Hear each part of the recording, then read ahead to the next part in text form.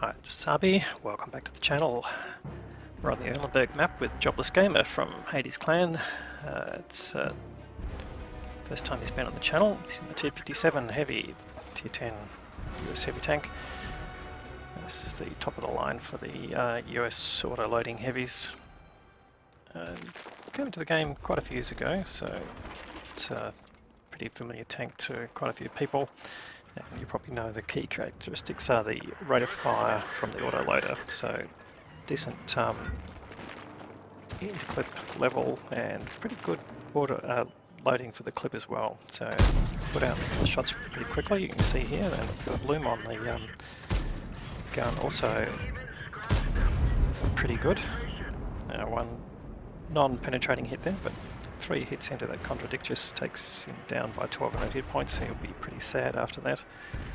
He's top tier, so it's a bit of an advantage. It's a tier 8, tier 10 battle, so pretending to do some damage here. However, it is an assault game, so there's got to be a sense of urgency amongst your teammates to get there. So constant push is required. Now that's exactly what he's doing. He's on the heavy line, but not necessarily staying there. You've got to search out the targets. You're obviously well aware that the conditions are you've got to kill all of the enemy tanks or capture the cap. There's no two ways about it. If they have one tank remaining, unless you capture the cap area, then they're going to win because you haven't met the win conditions, and you've got 10 minutes to do it. Alright, he's got a Grom in front of him. In a tier 8, so no problems going through him. He's managed to get all these shots in before the Groms even managed to land a hit on him. So in the first 2 minutes of the game he's already got over 2,000 hit points of damage, so it's keeping his gun working really nicely. Alright, but you've got to keep going. There's only 8 minutes left. It sounds like a fair amount, but when you've got to get rid of the enemy, that's the deal. Now they've got a bit of a lead here. They are 3 tanks, 3 guns in the lead, and 2,000 hit points, but that can change fairly quickly, and when you've got an advantage though, you've got to play it to the best of your abilities to make sure you continue going. Alright, got the other tier 10 American heavy tank, the E5 in his sights. Can get all 4 shots into him, or just misses out as he ducks down into the bottom area of the top of the map there. But again, gets another 1200 damage out of that.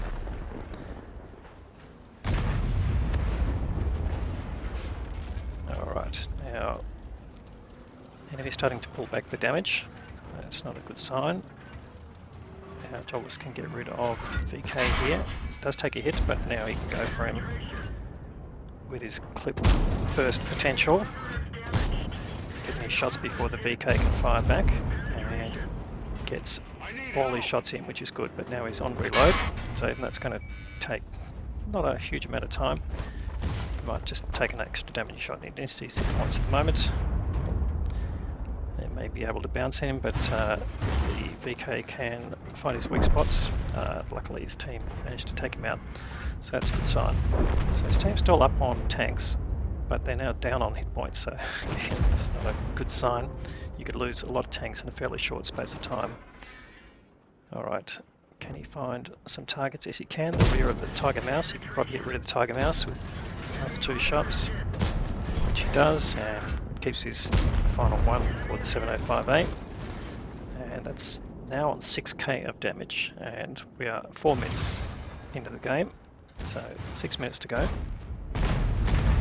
And as predicted, his team's starting to lose tanks, so this is not a good sign, but he'll come back. And he's just got to manage his remaining hit points for the rest of the game. Can he get rid of any of these tanks here? Oh yes, 5A, good chance to get him out of the game.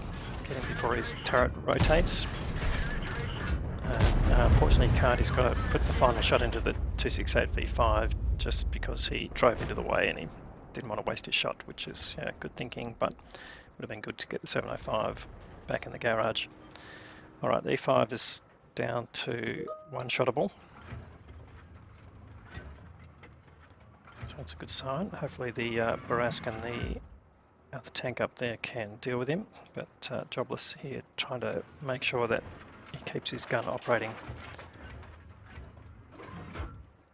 Now they're 5,000 hit points down, so it's really going south in a bit of a hurry this game. And they're 2 tanks down, so they've got to get some kills and get them quickly. As an assault game, again, time is of the essence. Alright, here's an opportunity. Oh, just bounces the Skoda, that's unfortunate.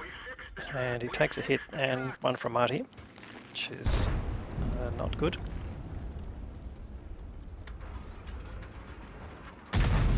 Goes for the reload straight away, and again, just got to try and find some targets while he's on the move. Oh, this is the 268V5. Doesn't really want to get in the way of the gun, it can do big damage, but there you go. Just took out the G-Saw with that shot, so he can go and chase him while he's on the reload, but I reckon he'll be loaded by the time he gets up there, which is a bit unfortunate. Oh no, he gets inside him, that's good. Can he track him? That's the question. He is, and he set him on fire. Might be able to get the kill with the next shot. He's just waiting, and that's exactly what he does. So great actions there. And he's starting to pull back this. If they can get rid of that E5, that's going to be a good option. If he pushes on the E5, has he got any protection up there? Now, who's left in the game? It's an E50M. This is on the other enemy side of Bat Chat. So the potential for wrapping around and surrounding him, that's not a good sign. Can he get the E5? He's still down low. And they've lost another tank, so can he go and help the Barask, or does he go back down the other end? Alright, might be time to deal with E5 and come back for the other targets. But oh, there's the GW target. Oh, takes the hit from the 50M, that's what I was worried about, that they'll be wrapping around here. And he can't quite get rid of the GW Tiger, but he knows that if he goes after the E5, he's going to be getting hit by the E50M. Now he's found the Charpachu 4 on the other side. Couldn't quite get rid of him either, so this is not a good sign. Now it's coming down to just Jobless and the Barask, and it doesn't look good for the Barask, although luckily the Barask gets rid of the Charpachu 4. And Jobless is on 10k. This is one of those bittersweet games, isn't it, where you've got a great score, but your team is heading for a loss. And now it is just Jobless. So it's possible on for Kolobanovs, but I really don't think he's got the hit points to keep him in the game. It's a few one-shottable tanks, so he's just looking for a defendable position here, where he will have to get the enemy tanks to come for him, but he can defend it and use the parts of his tank that will guarantee a hit. Now this Bat Chat 25 TAP is actually quite dangerous. Got the mobility to get around him. Not that the T25 is a slouch in terms of mobility, but he's got to get some hit points taken out of him. Oh, and he loses some more to the Skoda T50. This is not going well. He's got to get a kill. Okay, he gets the E5, that's a good get. Now he's down to 3, so he's going to have to use 3 on this. Luckily the Bat Chat bounces, and he's down to one-shottable, and unfortunately he gets taken out. So that's the end of the battle, into the game for Jobless, but 11k of damage in a loss, that's just unbelievable.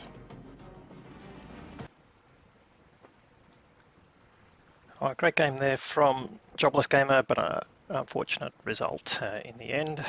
So it was a defeat, didn't meet the requirements for the battle requirements, of course, but let's have a look at these details. So 4 kills, 11k of damage, and really didn't block anything. It's sort of a characteristic of the T57M. You've just got to protect your armour. Ace Tanker Mastery badge to go with the high caliber reward, and let's have a look at the team score. So he's finished well on top. Damage, you know, look at that, one tank doing 2k, so not a great result from the rest of the team there. The Brask, who lasted quite a while, really didn't get the opportunity to get many shots in. Obviously he was sort of trapped in that corner. Got 1 kill out of the Charpachu 4, who was only 24 hit points, so it's been unfortunate. But on the enemy side, what have we got? We've got 3 tanks doing over 3k, and actually 4, and quite a few doing more than that, more than 2k. So the enemy team just a bit too strong, and you saw that sort of coordination at the end. The not sending one tank at a time to deal with his tank is clearly a sign that they knew what they were doing.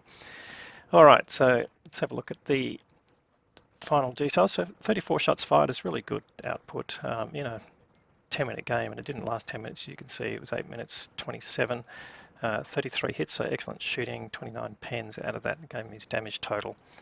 You don't get these opportunities very often, and so it's just disappointing it comes in a defeat. But when you are the top player in your defeated side and you do extremely well, you get courageous resistance, and that's what's helped him get to the ace tanker level.